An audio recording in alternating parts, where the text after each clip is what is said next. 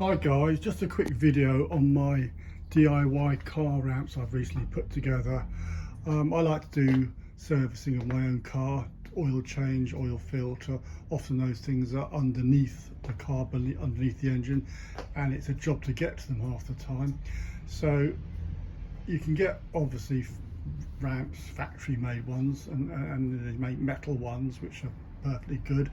I don't really like those, they're a bit sort of bulky. So I come up with this idea of converting one of these motor caravan leveling ramps. These are used by motor caravans when they're on even ground. They put a couple of these off and they drive the front wheels on or whatever and level the vehicle up.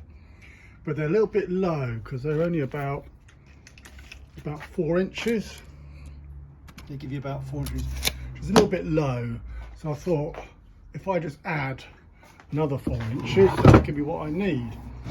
To achieve that, I've used a bit of 4x2, which I've cut down with a skill saw down to like a wedge shape. Just diagonally cut it down. These are 21 inches long, these ramps, which is fine.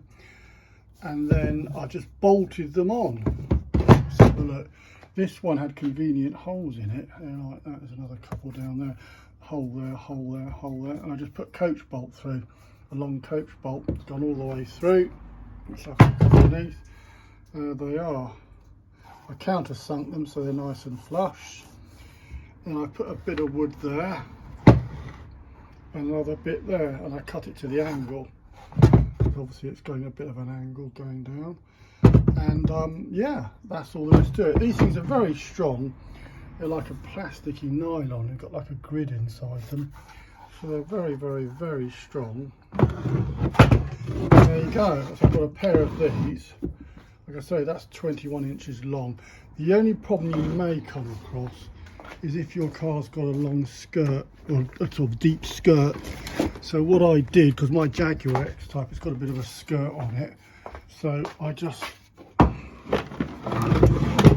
got this extra bit of wood here, and that just goes on right there like that, and that just gets the wheel off the ground slightly, and then it goes on nicely. No real problems. I've used these a few times. They're nice and compact as well. I've got the other one here. You can store them away in a bag. They don't take up much space. They sort of sit neatly together. So it's quite a neat solution really, and you can just stick them away on a shelf in your garage somewhere. Now, just one word of warning, you know, when you're working on your car and you drive your front wheels up onto these ramps, make sure you chock the rear wheels, pull the handbrake on and put it in gear. Obviously getting underneath a car is a dangerous thing if you don't take care, that is.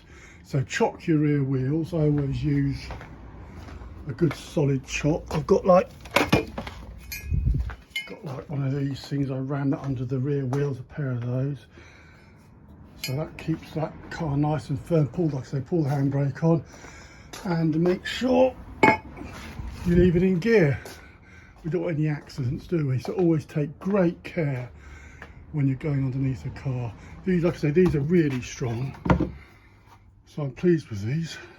Like I say, I got them on Facebook Marketplace for £5, so they're always on Facebook Marketplace or one of your other similar ones, depending what country you're in. But yeah, I'm very happy with those, and like I said, they stack away neatly. Good job, eh? I'm pleased with those. Anyway, okay guys, over and out. Catch you later. Bye.